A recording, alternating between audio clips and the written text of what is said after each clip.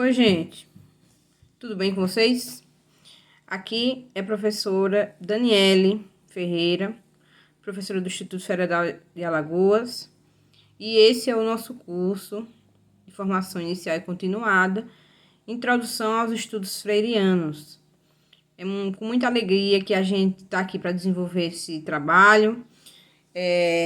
Esse é um projeto que já estava guardado há certo tempo e chegou o momento e a oportunidade de desenvolvê-lo, né? Essa é uma ação que é apoiada e financiada pela Coordenação de Extensão do Instituto Federal de Alagoas, Campus Maceió, né? E por isso fica aqui o nosso agradecimento, né? Como eu disse, eu sou a professora Daniele, que estou coordenando esse curso, mas eu não sou a única envolvida nele. Nós temos outros dois bolsistas. Aliás, nós temos dois participantes, né? Um bolsista ou voluntário que vai estar com a gente, inclusive ministrando aulas, eles estarão. É a Clesiane e o Antônio. Clesiane e Antônio são alunos do curso de Física e desenvolveram interesse pela temática a partir das disciplinas que eu ministro, especialmente da disciplina de docência na educação básica, né? E a partir do desenvolvimento de determinadas leituras, especialmente as de Paulo Freire, né, nós sentimos que era importante ampliar essas discussões, né, oferecer essas discussões para outros lugares, conhecer como esses lugares pensam a obra de Paulo Freire, né? Nesse momento, a gente ainda não vai ter a oportunidade de fazer um encontro síncrono, né? Mas vamos oferecer aulas gravadas como essa daqui, vamos oferecer interação via fórum, via chat do SIG, que vocês vão compreendendo as funcionalidades aí do sistema.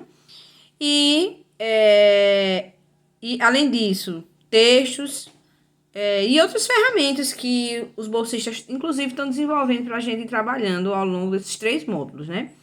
Eu imagino que vocês devam ter acessado o edital, né, de inscrição para o curso. Nosso curso está organizado em 3 módulos. O módulo 1, esses módulos eles estão organizados a partir da produção de algumas produções de Paulo Freire. Especificamente, nós vamos discutir 3. Nós vamos discutir essa daqui, Pedagogia da Autonomia, né? Nós vamos discutir Pedagogia do Oprimido e também vamos discutir Pedagogia da Esperança, tá? Então, essas aqui são as obras que vão estruturar as nossas discussões aqui, nesse momento de formação. Vocês precisam participar, né, é interessante que vocês tenham acesso aos vídeos, aos textos, que façam as leituras, que se inteirem dos conteúdos, porque é isso que vai alicerçar, inclusive, o aprendizado de vocês, para que vocês obtenham sucesso nas enquetes avaliativas, né? O nosso curso ele tem 40 horas e para que vocês obtenham o certificado é importante e necessário que tenham 60% de sucesso nas enquetes avaliativas, no mínimo 60% de sucesso nas enquetes avaliativas, né? Então, de forma resumida, esse é um pouco do nosso curso, né? Um curso oferecido para professores já formados, para professores em formação, né? E quem sabe em outra oportunidade a gente amplie para outros setores também, porque a leitura de Paulo Freire, para mim, especificamente, ela é uma leitura que nos ajuda a repensar o nosso papel como cidadãos, né? Como sujeitos inseridos num mundo, um mundo inacabado, um mundo que se modifica a todo tempo, com múltiplas culturas, né? Nessa ebulição social, quem somos nós? Então, é uma leitura necessária a qualquer educador, né? Ele inicia a pedagogia da autonomia com essa afirmação, de que essa leitura é uma leitura importante para qualquer educador, independente da sua orientação política, e eu avançaria, né, que é uma leitura importante para qualquer bom cidadão. Né? E antes de a gente entrar efetivamente nas discussões dos livros, né, que, como eu disse a vocês, a gente vai estar organizado em 3 módulos. E eu vou desenvolver, os estudantes vão desenvolver também, Clesiane e Antônio, esses momentos formativos, né, de videoaulas. Antes de da gente adentrar especificamente nas discussões mais teóricas, eu acho importante a gente contextualizar um pouco quem foi Paulo Freire, né? Porque apesar de maciçamente, né, o público deste curso ser professores, relatando inclusive um pouco da minha experiência como pedagoga, historiadora e professora da educação básica e formadora de professores, eu ainda acho que os nossos cursos ainda deixam um pouco a desejar no que se refere às discussões sobre Paulo Freire e sua obra, né? Por isso que nós resolvemos fazer esse curso e por isso que eu acho importante iniciá-lo conversando com vocês um pouco sobre a origem desse nosso grande intelectual, né? Então, Paulo Freire, ele é pernambucano, ele nasceu em 2021, fez 100 anos do seu nascimento. É um autor que produziu mais de 40 obras. Dessas 40 obras, ele tem a terceira obra mais citada no mundo, que é exatamente Pedagogia do Oprimido. É um livro que é reconhecido mundialmente, né? E ainda que bradem contra Paulo Freire, ainda que batam nele, ele está e é uma leitura em evidência. Né? A sua presença na educação brasileira, ela precisa ser reforçada sempre. Apesar de ser um autor em evidência, a gente precisa reforçar ainda mais essa evidência. Discutir ainda mais nas graduações, Paulo Freire. Conversar mais com os nossos pares, levar mais Paulo Freire para as nossas escolas, para além das fórmulas, né? Porque eu, como um professor de educação básica, já vi muito, né? As prefeituras, as secretarias de educação, trabalharem com temas geradores, né? Trabalharem supostamente com o método Paulo Freire, mas quando a gente vai conhecer de fato toda a dialogicidade que as leituras de Paulo Freire, elas orientam, elas trazem para a gente a reflexão que Paulo Freire traz, a gente vê que a gente ainda está longe de alcançar a verdadeira consciência que Paulo Freire relata e traz nos seus livros, né? Paulo Freire é filho da classe trabalhadora, né? Filho da classe média. O seu pai era um policial, a sua mãe era de casa, né? Doméstica, dona de casa. E ele teve mais 2 irmãos, né? Morou durante o início da sua infância em Recife, depois se mudou para Jaboatão. Sua educação aconteceu em vários colégios, né? A educação escolar ela acontece em vários colégios. Porém, eu destaco o Colégio Oswaldo Cruz, que Paulo Freire estudou, trabalhou como agente de disciplina, a posteriori se tornou professor e foi lá onde ele se debruça sobre as suas primeiras inquietações em relação à educação, porque o Colégio Oswaldo Cruz, ele era uma escola que estava quebrando paradigmas para a sua época, porque era uma escola que já atendia a turmas mistas, né, o que quebrava, né, um paradigma da época, que separava meninos e meninas, né? Então a escola, o Colégio Oswaldo Cruz já avançava sobre isso. Além disso, acolhia estudantes de todos os credos, né? Num espaço de tempo em que majoritariamente a escola católica ela dominava as orientações educacionais, né? A gente vê isso inclusive na história da educação. E foi lá que Paulo Freire se encantou pela educação. Antes disso, ele, né, concluiu lá os seus estudos preliminares, começou a trabalhar como professor de língua portuguesa e também adentrou a Faculdade de Direito de Recife, que hoje é a Faculdade de Direito da UFPE. Concluiu seu curso de Direito, mas se encantou pela educação. E tem uma anedota que conta que Paulo Freire, como advogado, não se desenvolveu, né, na profissão. Não foi à frente com a profissão.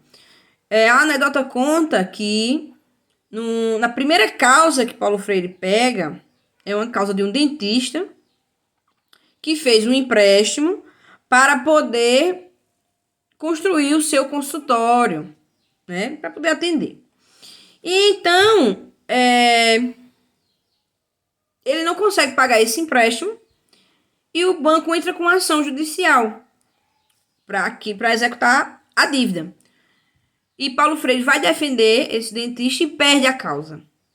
Então ele fica muito desapontado ao ver que o dentista precisou vender o seu consultório para poder pagar a dívida que tinha com o banco, né? Então, após essa desilusão profissional, por assim dizer, Paulo Freire realmente se encontra no campo da educação. Em 1955, Paulo Freire e outras pessoas lá de Recife, mas especificamente Paulo Freire pela dimensão que a sua figura já projetava, eles fundam a escola chamada Instituto Capibaribe, né, que é uma escola de referência, uma escola fantástica. Até hoje é uma escola que tem um perfil diferenciado. E a proposta que Paulo Freire trazia para aquele momento era uma proposta de educação crítica, que fugia daquele reprodutivismo que as escolas da época fomentavam, né? Então, era uma escola... O Instituto Capibaribe ficou sob a direção de Paulo Freire durante um ano. Depois, outras pessoas assumiram. É uma entidade privada, mas sem fins lucrativos, e que até hoje tem esse perfil diferenciado. Tem essa referência de educação problematizadora, né? Lá na cidade de Recife. Então, em 1955, Paulo Freire já estava nutrindo essas inquietações, né? E na sequência da sua vida e da sua produção intelectual, profissional, Paulo Freire apresenta no segundo Congresso Nacional de Educação de Adultos trabalhos referentes às suas reflexões sobre a educação de jovens e adultos, que a gente está chamando hoje de jovens e adultos, né? Mas é uma nomenclatura atual.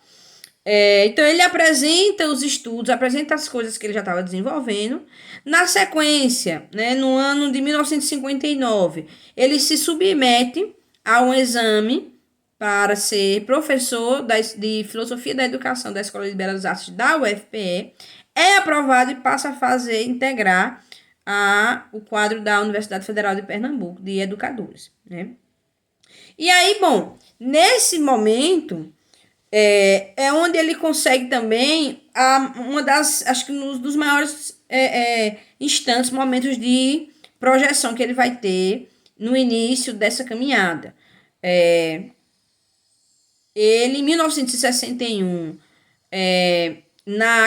ocupando o cargo de coordenador de extensão da Universidade Federal de Pernambuco, Paulo Freire vai desenvolver a experiência de Angicos, né, que, se você participante não conhece, eu vou deixar o documentário para que vocês conheçam, né? Acho que talvez não agora no início, mas no andamento, né, das nossas discussões, acho que especificamente na discussão sobre pedagogia do oprimido, é importante que vocês assistam. O documentário é 40 Horas de Angicos, né?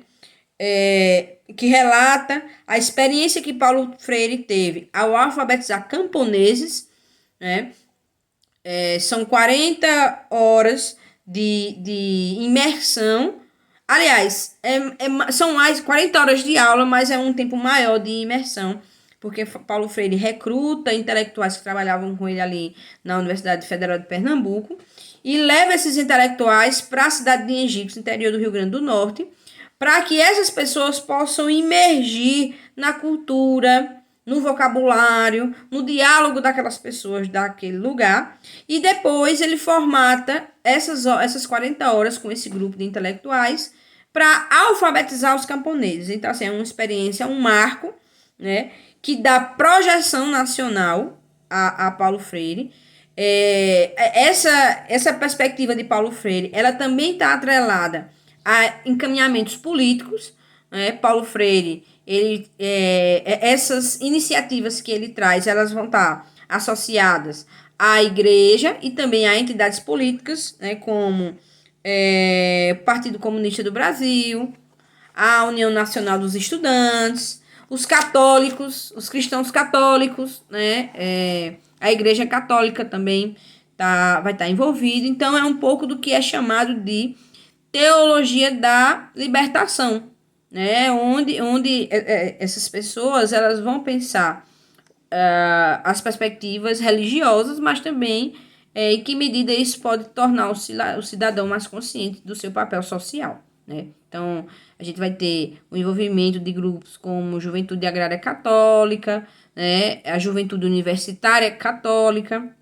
Então, esses grupos, eles colaboraram para que essas pessoas que eram marginalizadas, né, começassem a pensar o seu lugar na sociedade e discutir temas, alfabetizando, mas discutindo temas que são muito caros, né, ao processo de tomada de consciência.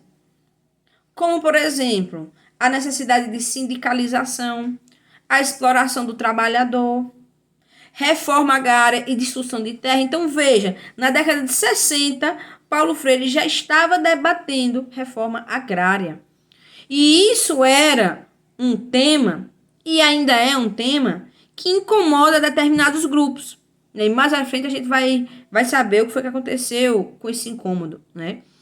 Então, em 1964, Paulo Freire, a partir de uma perspectiva também do governo João Goulart, né, pensa no Programa Nacional de Alfabetização. Então, ele queria replicar aquele movimento feito em Angicos, né? E aí, ele tinha, nesse sentido, quando esse Programa Nacional de Alfabetização ele é pensado, ele tinha a pretensão de alcançar cerca de 1.800.000 pessoas. Né? Então, eles queriam alfabetizar 1.800.000 pessoas num Brasil paupérrimo, agrário, né, de industrialização tardia. Então, isso era um número fantástico, né? Mas a gente precisa lembrar que em 1964 a gente também tem um momento de ruptura institucional, que é a ditadura, né? Então, a ditadura vem, há a deposição do presidente João Goulart, a ditadura se instala e também as pessoas que tinham pensamento progressista e as pessoas que tinham voz, como Paulo Freire tinha, também passaram a serem vítimas da perseguição, né? E ele não foi diferente, com Paulo Freire não foi diferente. Paulo Freire foi preso, ficou 70 dias preso no quartel do 4º Exército, em Olinda, foi interrogado, e, na sequência, foi exilado. Então, ele foi obrigado a sair do Brasil por ser considerado subversivo, ou seja, ele ia contra aquela ordem vigente. As coisas que ele discutia, os posicionamentos de Paulo Freire iam contra aquela ordem vigente, né? Então, ele era subversivo, ele era ignorante, então, por isso, ele precisou se exilar do Brasil. E aí, Paulo Freire, ele vai primeiro para a Bolívia, depois ele vai para o Chile. Isso na década de 70. No Chile, Paulo Freire escreve Pedagogia do Oprimido e ele alcança outros espaços. Então, Paulo Freire, nesse momento de exílio, ele vai dar aula em Harvard. Paulo Freire vai dar aula na Universidade de Genebra. Ele torna-se professor em Genebra, né? E as sementes desse pensamento, né, elas estão sendo jogadas pelo mundo. Veja, ele, né, teve essa projeção internacional e também foi para a África. Foi para a África. Ele foi encabeçar movimentos de alfabetização em Guiné-Bissau, em Angola, em Cabo Verde. Então, esses países têm uma importância fundamental na disseminação das ideias de Paulo Freire, né? Em 1980, Paulo Freire retorna ao Brasil e ele passa a integrar partidariamente, né, o corpo de intelectuais que vai ajudar no processo de redemocratização no Brasil, pensando pelo olhar da educação, né? Então, ele se envolve nesse processo. Em 1988, ele é convidado a atuar com Luiz Erundina na Prefeitura de São Paulo. Então, ele torna-se secretário de Educação em São Paulo. A Secretaria de Educação de São Paulo contava com cerca de 200 mil estudantes, né? Então, uma secretaria imensa. E ele vai lá desenvolver as suas ideias, né? Especificamente para os adultos, ele pensa no movimento de alfabetização de jovens e adultos intitulado MOVA. Consegue desenvolver algumas iniciativas, né? E em 1992 ele escreve Pedagogia da Esperança, que a gente vai discutir, que é o espaço de escrita onde ele vai colocar as inquietações pessoais dele, tudo que ele viveu a partir do pensamento que ele mesmo desenvolveu, né? Então ele traz os dramas e os dilemas da própria existência dele. Em 1997, Paulo Freire falece, né? Ele tem uma parada cardíaca e nos deixa. Mas até hoje é uma leitura importante, é uma leitura muito contestada, é verdade, né? Mas é uma leitura que a gente precisa sempre torná-la lembrada, viva, né? Especialmente para nós que somos sujeitos da classe trabalhadora, que refletimos sobre a exploração da burguesia, sobre a exploração dos trabalhadores, né? A exploração que a burguesia faz para com os trabalhadores. E também para nós que esperançamos uma sociedade mais justa, né? Então, é com esse pequeno apanhado do histórico de Paulo Freire que eu convido vocês a estarem conosco nessa jornada durante esse pequeno período de formação que nós vamos ter. Tá bom? Um abraço e a gente se encontra na próxima aula. Vamos começar a discutir pedagogia da autonomia. Tchau, tchau.